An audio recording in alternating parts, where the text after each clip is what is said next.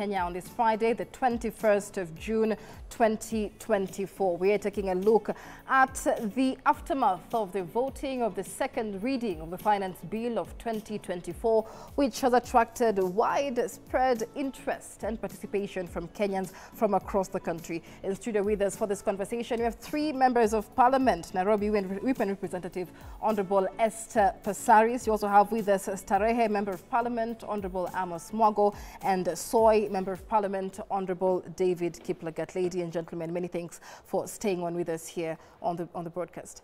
Now, let me begin with you, Honorable Kiplagat.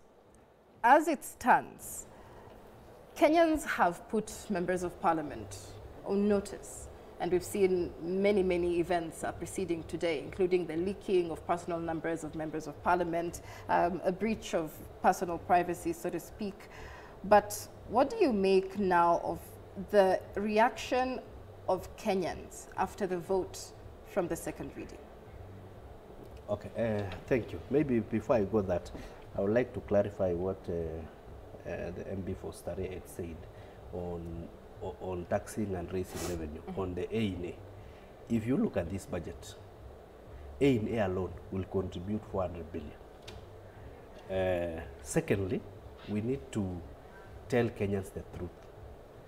What we did yesterday was to proceed the bill to the committee of the whole, and all those amendments, including private members' amendments, will be debated and will be passed during the committee of the whole. So you don't expect, if you look at the process of making laws, you don't expect any amendments in the second reading, because in the second reading, what happens, the relevant committee comes with their report that is telling us amend this, amend this, amend this, amend this, and then they come up with, they also table the bill the way it was in the second reading, so that we pass for purposes of going to the committee of the whole. And that is why on Tuesday we shall stay up until midnight, because we have to look at clause by clause. So this tendency... So you voted yes for purposes of passing the bill to the next stage? Of course. Or because if you support the clauses? What happens if you kill the bill in the second reading? What happens is you will go back. You will go back to drafting, you go back to first reading, you go back to public participation. You know for sure, just to capture what you have already agreed in the finance committee has agreed, it will be amended in the committee of the whole. So basically, that is the misnomer, but that we don't need to. We need to tell we need to tell Kenyans of actually what we are heading to, so that all the issues we have said that we are going to amend, including the motor vehicle tax, including the eco levy tax, including the issue of bread, all of them will be captured. And of what you have said about Kenyans, from where I'm standing, what happens yesterday and maybe what will be transpiring on Tuesday is misinformation of youth through the X account, or the formerly Twitter account, because there's a Twitter account of around millions of youths that are following, and if you look at it, the messaging that is going there is actually misinformation. And no matter, in fact, I can tell you, no matter how much you amend the finance bill, those youths are being made to believe the only outcome they want is to reject the finance bill. But these are our sons, these are our daughters. We need to sit them down so that they can understand how government is funded, and so that they can understand also the hole that we are in terms of the fiscal debt that we are currently facing, that we have to pay. The second thing is the issue of youth unemployment. As a country, we need to now get serious to look at avenues of making sure that at least we give the youth something to do. And that one we need to look at critically, because you cannot also... The youth are protesting because the proposals in the finance bill will kill businesses, shut businesses down, create more unemployment. By the way, if you look at the amendments that were proposed, all amendments that were proposed are geared towards promotion of local manufacturing sector. Because what we are affecting only, if you are importing like sanitary pads, for example, if you are importing sanitary pads and there is a manufacturer in Kenya who is manufacturing sanitary parts. We are telling you, for if you are going to import, then you'll have to pay excise duty and the equal levy. But if you are manufacturing in Kenya, you are not going to pay. So what happens is the manufacturing in Kenya will be, may I finish? Yes, will be a bit cheaper. And when it is cheaper, then they'll have to produce large volumes. And we have to produce large volumes, it means they'll have to employ more Kenyans. Right, and that's a gap we must address. That's a gap we must address, because why don't we have large-scale production of sanitary pads? The only way we can force, may I finish? The only way we can force the employment in Kenya is to make sure if you are going to import anything that can be manufactured in Kenya, it becomes so expensive so that we can promote our local industry. Right, Mheshimiwa Mago. Let me shed some light on what my colleague is trying to put across. And I really like the fact that he has admitted that he passed the finance bill as it was. That's a very big point. With all the taxes, the bread taxes, and all the other taxes. By the way, we haven't passed the finance bill. We have just taken it to the next stage. He really to the next stage. Yeah, to the next stage. And that's very good for the record, for him to admit that on national television. I also want to put some light into what he's trying to say. There's a narrative that was being pushed by the government side against importers or importation of goods. Let it be known to you and other people who think like you that importers are citizens of this country, they pay taxes, and they have their value chain that they distribute to even the local shops in your home country. The second thing, we as a country, as a sovereign country, we are a capitalistic country where you cannot dictate to people what to buy, what to consume, or what to produce. When the issue of importers is being brought in, the issue that my colleague here had put across about the cost of power and cost of production in this country, it is so high, and even the manufacturers that he is purporting to say that they are being incentivized are being attacked through a levy that is being called export and investment promotion levy, that we saw the Kenya Association of Manufacturers complaining, and we've been seeing it even in the dailies. Day in, day out, manufacturers are moving to other countries where they're saying they have conducive tax regimes that are favorable to their production. Let it not be lost to you and to other Kenyans that around 80% of non-food goods consumed in this country are imports.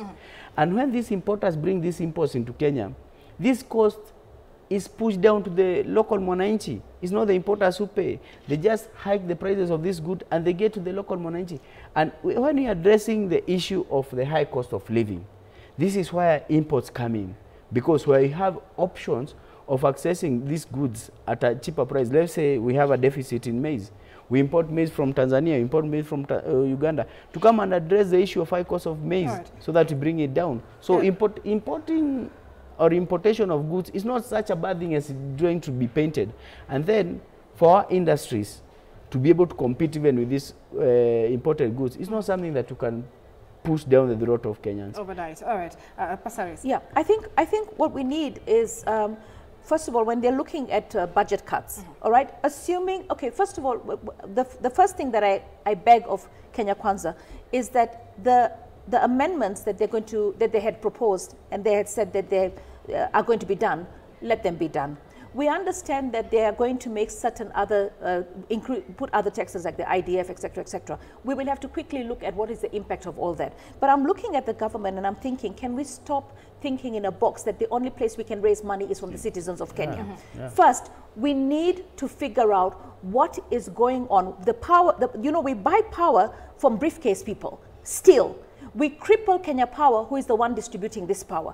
We need to figure out this problem that we have of making sure we have astronomical profits in Kenyan, all right, at the expense of manufacturing and production in our country. So if we want to make people manufacture in Kenya, our cost of energy has got to be lower or equal to our neighbors. That's number one. Our cost of energy is too expensive. And then number two, what we need to do is when we're looking at cuts, I can't understand why, first of all, we're being advised by the CS of Treasury. His role is given the new constitution, he doesn't have a role there. It's the role of Parliament. But the thing is, he himself is not cutting. He's got about 127 billion, right, for refurbishment in Treasury. Additional. Right? yes, put it down. Yes. Take it off. Well, roads. We've got quite a number of billions again, 191 billion, I think, in roads. Why don't we also cut that, and then we actually make sure that county governments do their roads? Because the national government is actually doing the function of county governments on inner roads. I think county governments should start also taking responsibility for the roads within their counties, all right? So that we can focus on the superhighways, because right now we are finding that the national government is doing a lot of that. Another thing is the government recently put what do you call it, an amnesty for people to pay taxes, right? Extend that amnesty, all right? So, I mean, I'm looking at roads department. You have an allocation of 199 billion. I don't see any 15 billion cut. Let's cut that to 100 billion. Let's make sure that we don't do capital. And then, you know, when you tell me that you only provided for pending bills 10 billion and you're going to cut it further by 5 billion, let me tell you, pending bills, some of those youths that you're seeing on the streets, those are the youths who've actually supplied government under AGPRO, all right, and they've not been paid their money. 700 billion is what we owe. From that 700 billion, we probably have to pay probably 500 billion. But we need to come up with a strategy to pay. So for me, on the roads, we need to cut that. On the treasury, we need to actually look at how we're going to make sure, we know treasury has a total allocation of 212 billion. 126 billion is recurrent, okay? And recurrent is, capital is 126 billion. Surely, what is treasury building? Why do they need capital of 126 billion? Let us cut there. And then another thing, we've got let's extend the amnesty. Let's really make it more attractive for people to pay their tax. Let's also make Kenyans sensitive. You know, recently I was with the doctor, and the doctor said to me that I was planning a surgery, and the doctor says, I'd like my money not to be paid to the hospital. I want mine to be paid directly, and preferably cash. And I was like, why would I pay you cash? You know, and he goes, you know, if you pay me by credit card or you pay me direct, KRA will immediately deduct and demand 30%. I felt really sad that this professional doctor who operates in Kenya is actually not willing to pay the 30% tax when he's going to earn an income on it, and yet he lives in this country. I hope he saw the youth revolt, and he understands that he needs to pay his taxes. You can't profit from a country and not pay your taxes. Right. I mean, you know, I took advantage of the amnesty. A lot of people have taken advantage of the amnesty. The government has another area that I think they should consider. Lots of Kenyans have got money in foreign accounts, lots and lots of Kenyans. Give them an amnesty, charge 10% or 15%, okay, all right, or 20%, for them to bring that money back into the country. That 20-30% that you're going to charge, right, or 10% might give you the 200 billion deficit that you don't have. You're looking, all right, and so the Honourable Kiplagat, then, because Treasury says there will be a 200 billion shilling funding gap should the finance bill be rejected in totality. And what the two members of parliament here essentially are saying is what the president has been promising, a balanced budget, but in the next 3 years. Yeah. What Kenyans are seeing is a lack of balance right now. You give with one hand and you take handsomely with the other hand. Manufacturing is case in point, as has been said here. Let's take something specific like the sanitary pads issue, for example. And while it is great to shore up the local manufacturing industry, how well has this been thought through? Because already the reason we have only 3% of sanitary pads and sanitary towels being produced locally or manufactured locally is because of lack of raw materials like cotton, for example. And so how does the government plan to fill that deficit by next month when the financial year begins to end period poverty, for example? You know, Michelle, we need to develop this country. And to develop this country, we need to take the hard decisions. First, on the issue of budget cuts and why we need to pass the finance bill. As is? Why we need the finance bill as amended. May I use that one at least to comfort my sister? It has not been amended, okay. It will be amended. On Tuesday, I was supposed to be leaving I was supposed to be going to the Pan-African Parliament leaving on Sunday. I've actually cancelled my trip. You postponed it to next week because I want to make sure that they amend the bill. Okay. So I don't know, I hope you do. Give me time. If you look at what was happening in the DORA bill, the one that went to mediation, counties wanted an extra, they wanted an extra 15 billion. Right. And through give and take, they were able to be taken to surpass 400 billion. That additional 15 billion requires extra revenue. If you go to CDF, it has been increased by around between 8 to 10 billion. That requires extra revenue. It does. If you go to the education sector, to employ the interns, the 46,000 plus an additional 20,000 interns, that requires around 66,000 teachers. It requires a whopping 18 billion to do that. The negotiation that was happening, you remember the doctor strike, the negotiation that was happening so that we can be able to take in the medical interns requires about 5 billion. On the issue of, we have taken the issue of the cash transfer for the elderly and the disadvantaged groups. We registered all of them. It requires additional They're only around funding. 5 billion. We understand. The government what, needs revenue. in total sum, the cap that is required is around 320 billion.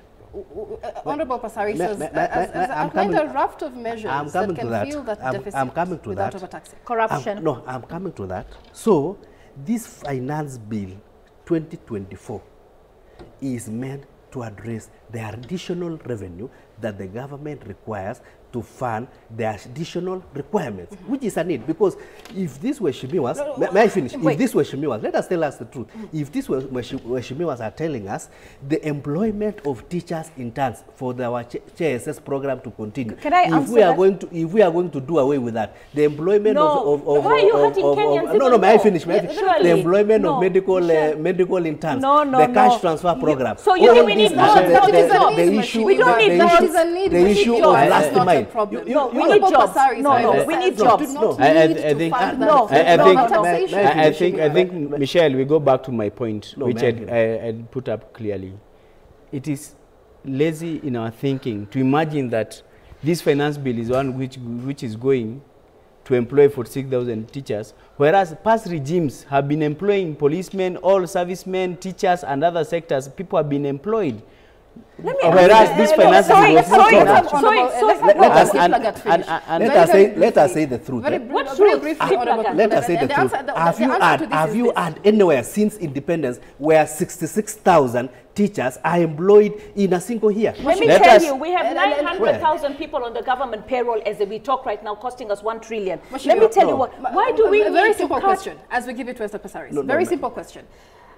How committed is Kenya Kwanza to alleviating the suffering of Kenyans? People, because Kenya Kwanza seems to be held bent on raising revenue through over-taxation and double taxation, as opposed to all these raft of measures, including those outlined by Honorable Passaris here, that could raise revenue, but when you say, seal corruption loopholes, Michelle, and fund this budget deficit without overburdening the Kenyans. When you say, how committed are you? I've heard Honorable Passaris very well.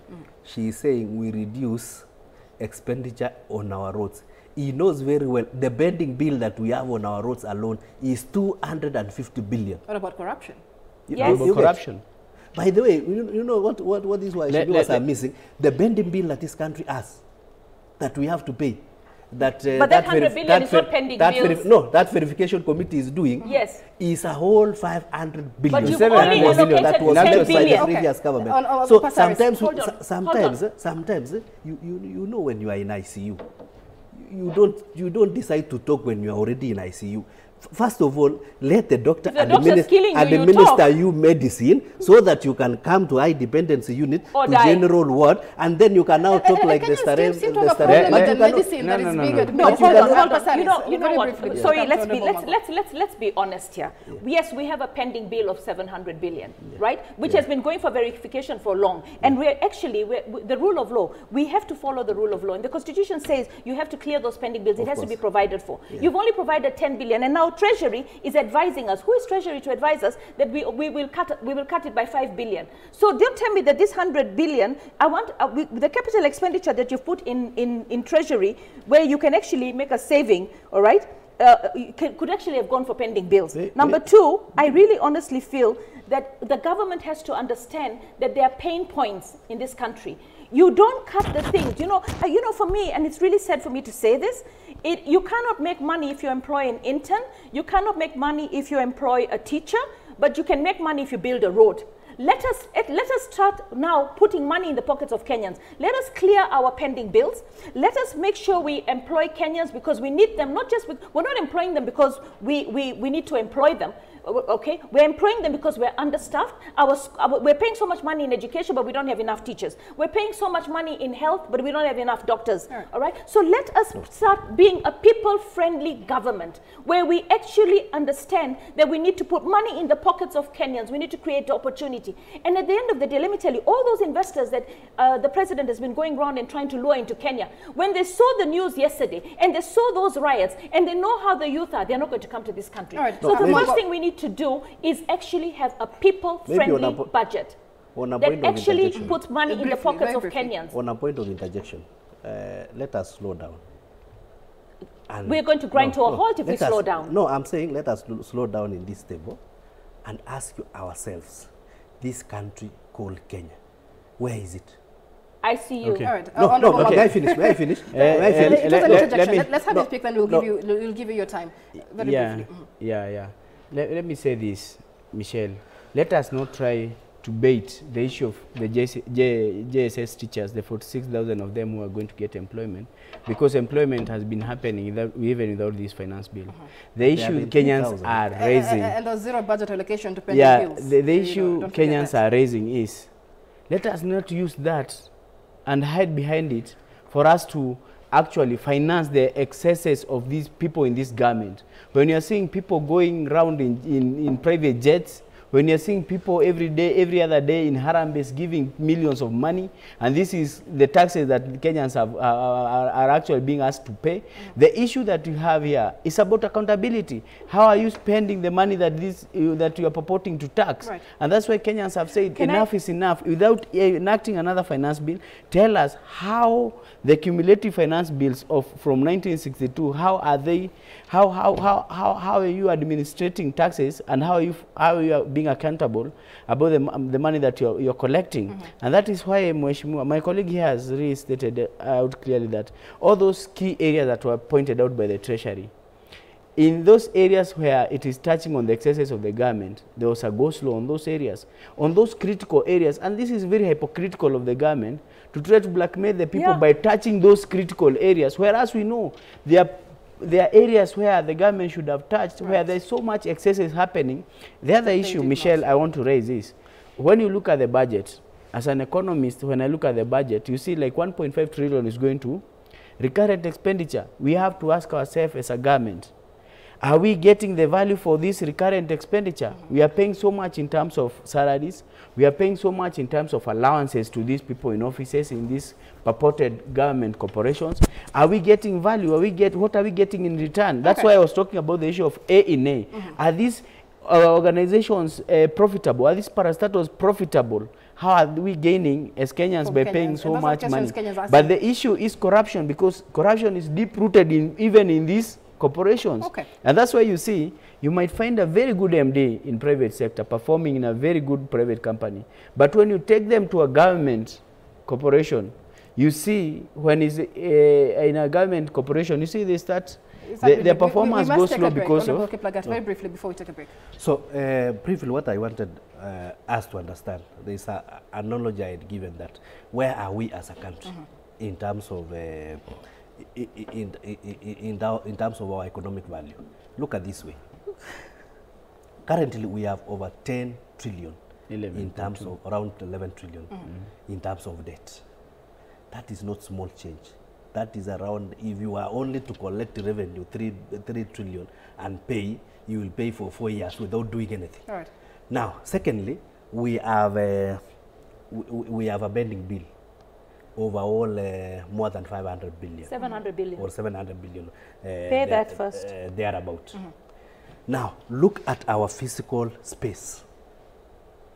That's why I'm saying our country is in ICU.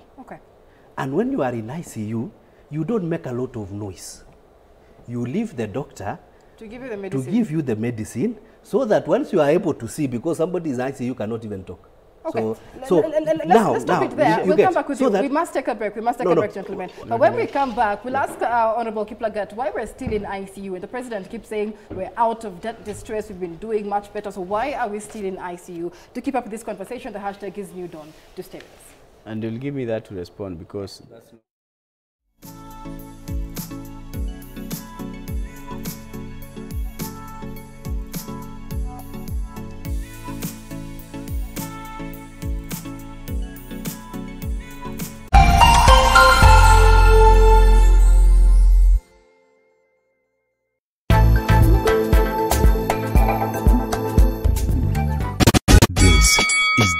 The biggest reggae and rhythm show ever on Kenyan television. You have a ganja man and you wanna forget. Tell them nothing about Juggle with the reggae boys. Okay, you get the new clocks, the daddy. Freeze! When we dance, it's sweet. The talking master MC Full Stop. Ninja, rako shaichukuliwa ikavunjwa kama